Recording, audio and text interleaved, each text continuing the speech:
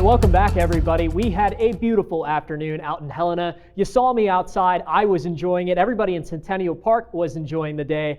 We are still in the upper 60s as of right now. Great Falls, you're a little colder and a little cloudier out there. 63, but it's still pretty beautiful out there. Most of the state, at least in the east, we're still in the 70s. Central portions of the state in the 60s, and out west, especially in the southwest here, Butte and Dillon, you're in the 50s. So a little bit of a temperature gradient across the state right now. We are cooler for most of the state than what we were at 24 hours ago. Check out Livingston down there, almost 20 degrees colder than 24 hours ago. Wind is mostly calm throughout the state. We just have a few strong gusts up near Cut Bank along the Rocky Mountain Front, East Glacier area, Continental Divide.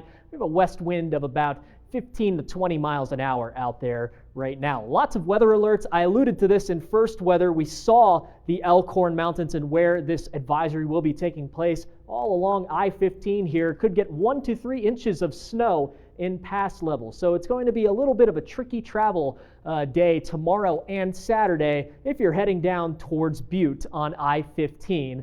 And going a little bit further south here, the Beaverhead County winter weather advisory for just 1 to 2 inches of snow there. Winter storm warning for Madison and Gallatin ranges for up to 12 inches of snow above 7,500 feet. So our threshold has risen a little bit. Temperatures will be a little bit warmer, which is why those heights have been risen here. Winter storm warning a little bit further east for the Beartooth and Absaroka Mountains, for up to 20 inches of snow, even up there in the Crazy Mountains as well, could get some significant snowfall. And on the total opposite end of the spectrum here, for tomorrow, red flag warning for Glendive and Glasgow, mostly everywhere northeast of Fort Peck Lake, for very low relative humidity and some gusty wind up to 30 miles an hour throughout the afternoon tomorrow. So radar right now, lots of lightning activity, even near Bozeman there, but Idaho seeing some lightning activity. The Dakotas lighting up the radar right now. We had some lightning just to the east of Glendive here, but most of those storms have moved out of the state. A little bit closer to home here in the capital, we have some shower activity out there. I think it's going to be more so like yesterday, where a lot of this is just virga. It's not really going to be reaching the ground, and it is very light in nature. I think we will stay mostly dry for the rest of the night.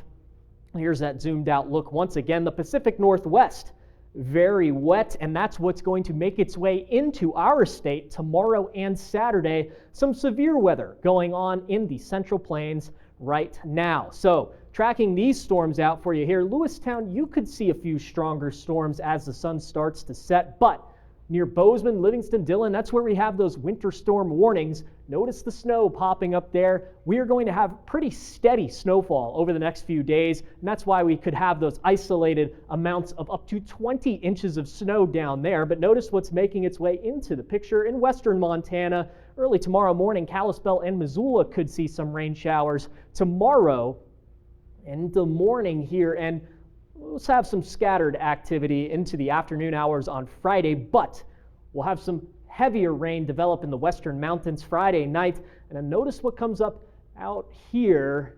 A lot of heavy rain, and it will just sit there on Saturday right over Helena. We could get up to half an inch of rainfall, which is very good for drought conditions out in the western mountains. So at least for temperatures over the weekend, we'll be colder than average. We'll be in about the mid to low 50s. We'll rebound into the 60s for the beginning of next week, but we're not really going to warm up too much until Wednesday, when ridging will return to the area, but some small disturbances move through. That'll bring us some thunderstorms.